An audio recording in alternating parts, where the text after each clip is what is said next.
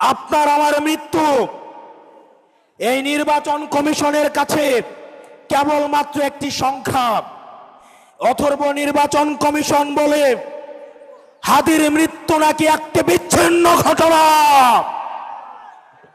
এই spineless মেরুদণ্ডবিহীন election commissioner, আমরা এমন একটি বিচ্ছিন্ন ঘটনা তোমার সাথে যেন ঘটে সেটির অপেক্ষায় থাকলাম। এরকম ইলেকশন কমিশন আজকে যদি চলে যায়, যে লাইন ধর্মী ইলেকশন কমিশন হওয়ার জন্য শাহবাগ থেকে শহীদ মিনার পর্যন্ত যোগ্য ইলেকশন কমিশনার খোঁজে পাওয়া যাবে, কিন্তু আমার ভাই হাদি যে অনন্তকালের উদ্দেশ্যে যাত্রা করেছে, আমার ভাই হাদিকে আর খুঁজে পাওয়া যাবে না। আমাদের দেশে যারা বিশৃঙ্খলা করে, সন্ত্রাস, ভোট চোর, আমাদের দেশে যারা অস্থিতিশীল পরিবেশ তৈরি করতে চাচ্ছে, হাদি ভাইকে যারা হত্যা করেছে, নির্বাচন যারা বানচাল করতে চাইছে, দেশের পরিবেশকে যারা অস্থিতিশীল করতে চাইছে, সীমান্ত যারা আমাদের ভাইদেরকে বোনদেরকে মেরে ঝুলিয়ে রাখে, তাদের আশ্রয় এবং প্রশ্রয়দাতা পৃষ্ঠপোষকতা দিচ্ছে ভারত। ভারতকে স্পষ্ট ভাষায় বলতে চাই, যারা আমার দেশের সার্বভৌমত্বকে বিশ্বাস করে না, যারা আমার দেশের সম্ভাবনাকে বিশ্বাস করে না, যারা ভোটাধিকারকে বিশ্বাস করে না, মানবাধিকারকে বিশ্বাস করে না, যারা এই দেশের সন্তানদেরকে বিশ্বাস করে না, আপনারা যেহেতু তাদেরকে আশ্রয় প্রশ্রয় দিচ্ছেন, কথা স্পষ্ট করে বলে দিতে চাই, ভারতের যারা সেপারেটিস্ট আছে বাংলাদেশে, আমরা তাদেরকে আশ্রয় প্রশ্রয় দিয়ে যে সেভেন সিস্টার রয়েছে সেটাকে বাংলাদেশ থেকে, ভারত থেকে আলাদা করে দিব। এই হাসিনার পৃষ্ঠপোষক স্পষ্ট ভাষায় দিনের আলোর মতো স্পষ্ট স্বচ্ছ, তাদেরকে ভারত অর্থ দিয়ে, তাদেরকে অস্ত্র দিয়ে, ট্রেনিং দিয়ে বাংলাদেশের বিরুদ্ধে তাদেরকে দাঁড় করিয়ে দিচ্ছে। আমাদের ভারতের বিরুদ্ধে একটি পার্শ্ববর্তী দেশ বলার কোনো সুযোগ নাই। আপনার জবানে স্পষ্ট করতে হবে, এই বাংলাদেশকে ভারত একটা ফিলিস্তিন বানাইতে চায়। আমাদেরকে সবাইকে ঐক্যবদ্ধ হতে হবে।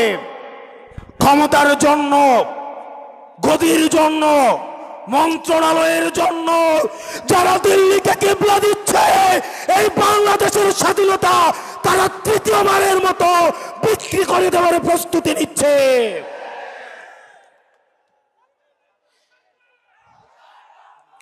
প্রিয় মুক্তিকামী জনতা, আপনার আমার মৃত্যু এই নির্বাচন কমিশনের কাছে কেবলমাত্র একটি সংখ্যা।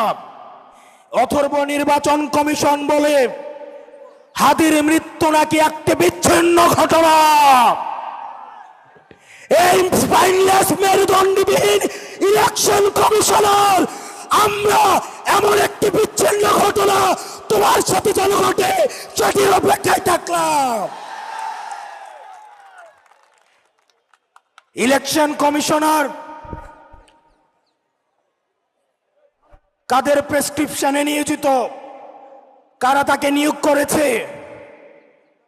এরকম ইলেকশন কমিশন আজকে যদি চলে যায়, যে লাইন ধর্মী ইলেকশন কমিশন হওয়ার জন্য শাহবাগ থেকে শহীদ মিনার পর্যন্ত যোগ্য ইলেকশন কমিশনার খোঁজে পাওয়া যাবে, কিন্তু আমার ভাই হাদি যে অনন্তকালের উদ্দেশ্যে যাত্রা করেছে, আমার ভাই হাদিকে আর খুঁজে পাওয়া যাবে না।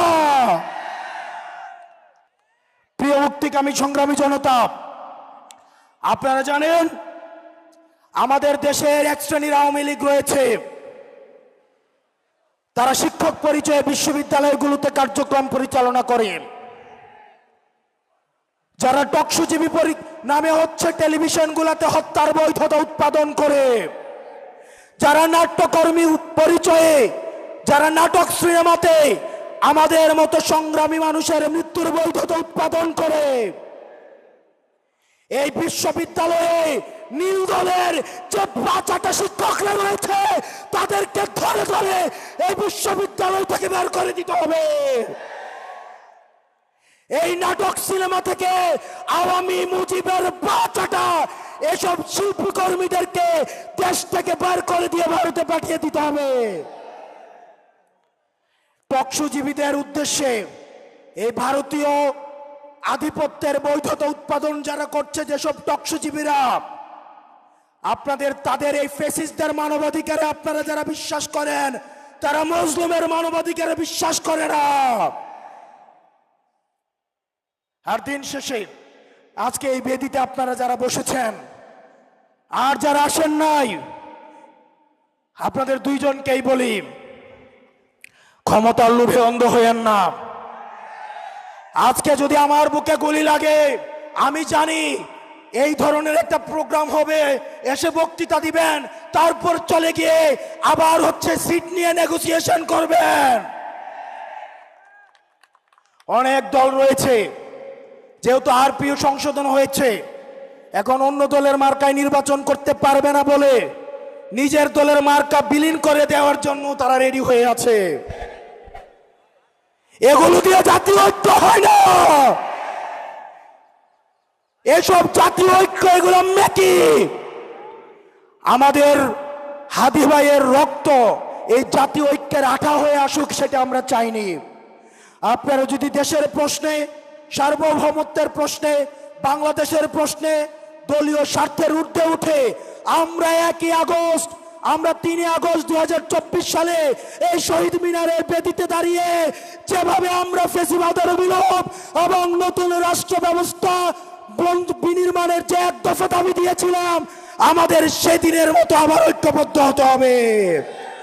ও ইনকিলাব, ইনকিলাব, দিল্লি না ঢাকা, দিল্লি না ঢাকা, ইনকিলাব, ইনকিলাব, আপোষ না সংগ্রাম, দালালি না রাজপথ, দালালি না রাজপথ, আপোষ না সংগ্রাম। আমরা সবাই হাদি হব, যুগে যুগে লড়ে যাব, আমরা সবাই হাদি হব। ফ্যাসিবাদ বিরোধী আন্দোলনে যারা নেতৃত্ব দিয়েছিল তাদেরকে হত্যার মাধ্যমে বাংলাদেশকে আবার ফ্যাসিবাদের পুনর্বাসন করতে চায়। সুতরাং আমাদের যেই ঐক্যের কথা বলছেন, আমরা চাই না বারবার রক্ত দেওয়ার পরে আবার আমাদের মধ্যে ঐক্য হবে, বরঞ্চ আমরা চাই, আমরা রক্ত দিতে চাইলাম ফ্যাসিবাদ চিহ্নিত, তাদের দূষর কারা চিহ্নিত, আপনাদের বক্তব্যের মাধ্যমে তারা কারা যারা মিঠা মিঠা কথা রাতের আধারে টকশোতে বলে, যারা বিভিন্নভাবে বলে যে অমুককে নির্বাচনে অংশগ্রহণ করতে না দিলে নির্বাচন সুন্দর হবে না, তারা ফ্যাসিবাদকে পুনঃপ্রতিষ্ঠিত করতে চায়।